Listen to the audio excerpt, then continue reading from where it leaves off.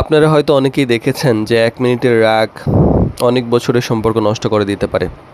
আবার সব সমস্যার সমাধান কিন্তু শক্তি দিয়ে সমাধান হয় না। কিছু সমস্যার সমাধান ধৈর্য দিয়ে করতে হয়। তো ড্রাইভিং পেশায় প্রতিদিন নানা ধরনের পরিস্থিতির মুখোমুখি আমাদেরকে হতে হয়। কখনো ট্রাফিক, কখনো মালিকের চাপ, কখনো যাত্রীর আচরণ, কখনো ভুল বোঝাবুঝি ইত্যাদি। এই সময়ে অনেক রাগ অনেকেই আছে যে খুব চাপিয়ে না রাখতে পেরে দ্রুত সিদ্ধান্ত নিয়ে ফেলেন, তর্কে জড়িয়ে পড়েন বা সম্পর্ক নষ্ট করে ফেলেন।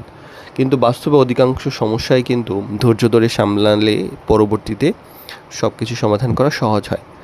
তো ড্রাইভার প্রোডাক্টিভিটির ভালো ড্রাইভার ভালো মালিক সিরিজের 89তম পর্বের আজকে বিষয় হলো সমস্যা সমাধানে ধৈর্যের গুরুত্ব।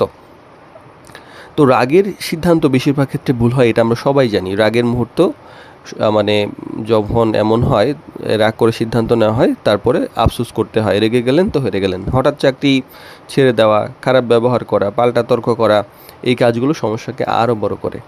আর ধৈর্য মানুষকে কিন্তু পেশাদার বানায়। একজন ড্রাইভার যদি গাড়ি মানে শুধুমাত্র যে গাড়ি নিয়ন্ত্রণ করে তা না, নিজের রাগকেও আবেগকেও নিয়ন্ত্রণ করতে হবে।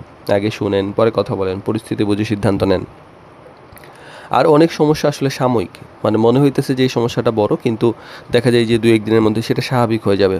তাই মুহূর্তের মধ্যে রাগ করে সম্পর্কটা নষ্ট করবেন না, সমাধানের সুযোগ দিন। আর ধৈর্য থাকলে সম্মান বাড়ে। আসলে যে মানুষের চাপের মধ্যে থেকে ভদ্রভাবে কথা বলতে পারে, তাকে আলাদা করে মানুষ চেনে, আলাদা চোখে দেখে। মালিকের সাথে বিশ্বাস বাড়ে, সমস্যার সমাধান সহজ হয়, নিজের ইমেজও ভালো থাকে। তো সমস্যা হলে করবেনটা কি? আগে শান্ত থাকুন, পুরো বিষয়টা বুঝুন, প্রয়োজনে সময় নিন, সম্মান রেখে কথা বলুন।